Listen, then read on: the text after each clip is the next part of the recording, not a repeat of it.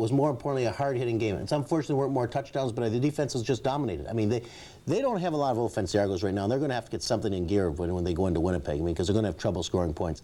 But I'm not so sure their defense is not going to be dominant. I mean, these guys are not only playing with some type of raison d'etre from above. I mean, they're there. I mean, I got to tell you, I mean, they are an exciting team right now. And if they can get any offense, I think that they'll beat them. It's too bad there weren't more people there. I mean, there were 21,000 people there, and it should have been. I mean, there weren't even any good fights in the stands. I mean, the Hamilton-Toronto game was good. I mean, there used to be something you could have some fun watching the stands. If the game didn't go too well, you could get right in the stands. But you can't do that now. I mean, there was nobody there, and that was unfortunate. I mean, it was a perfect day. It was bad for the CFL, I think. Will the old Argo for a week go with the Argos as well? He was an Argo for a week? He said he's lasted the whole training camp. Well, if you want to double check it, you can give Nobby Warkowski a call. Perhaps he would number one draft all pick. the details. Yeah. Well, what did you ask me? I asked who's going to win the game. Well, I think the Argos are going to win the game, and I feel very strongly, as does Paul. I was unable to make it on Sunday because I was over in Buffalo, but I listened. It didn't stop Harold Bellard from being at both places. I'm surprised that you couldn't. He didn't make it to Buffalo. No. Regardless of that, I think BC will win in the West, and we're not talking about that. Really. Anyway, Toronto is going to beat Winnipeg, and I think mainly because of what Mr. Beeston says, a very strong defense, and perhaps if Mr. Renfro can get to run a little and forget about the brace on his knee, that might open up the Argo offense just a notch. But if he doesn't, then they're going to have a tough time, especially if it's Cactus Jack weather. It'll be a little difficult. It could be a little nippy in Winnipeg.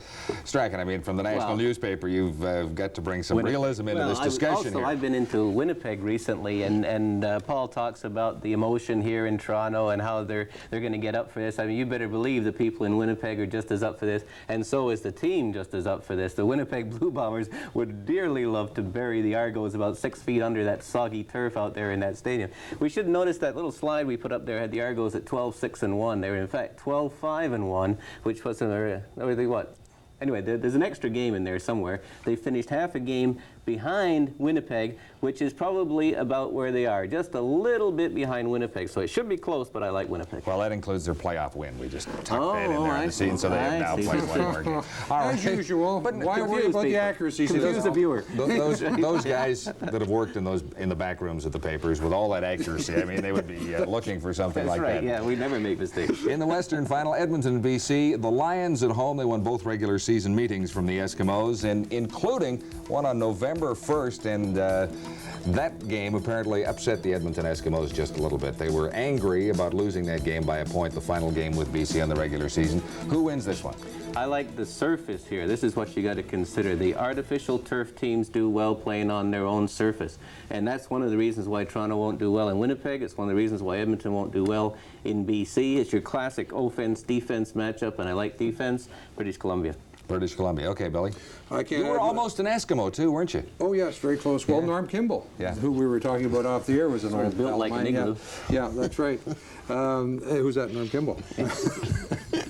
I picked BC for a number of reasons, not the least of which I think they're the best team in the league. And once they got rid of Jim Matthews, they seemed to Don Matthews. They seemed to eliminate a bit of the friction involved in the on the club, and it's played much better since then. So consequently, I would pick BC to win the West. That was Jim Champion, the old Lion coach. Oh yes, that was a few years ago. Yeah. Well, I have no choice but to go with Edmonton now. I don't know why I got stuck at the end, but I am going with Edmonton. I mean, they rode the hot horse last week. I'm going to ride it again this time. I agree with Al. I mean, going into that stadium, it's going to be different than what they've been playing on in the outdoors of Edmonton. But I think that they still got a shot at doing it. They can put some offense, they can put some numbers on the board, and if they can get any defense, I think they've got a shot at doing it. Well, I think they've got the better offense of the two teams without question. Possibly the best offense with numbers in the entire league. You've got Kelly and Dunnigan, not a bad combination, but Kelly hasn't done well against BC though. I think he's only caught 2 passes, hasn't he?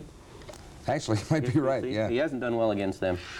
Well, this is the time when he's going to do it. Now, the best team in the whole league, might be Winnipeg, but I mean, I'm picking the Argos over Winnipeg. All right. One other thought on the CFL. Reports earlier in the week about the fact that the CFL is exploring a television contract in Los Angeles for expansion to the LA Coliseum when the Raiders move out in 1989.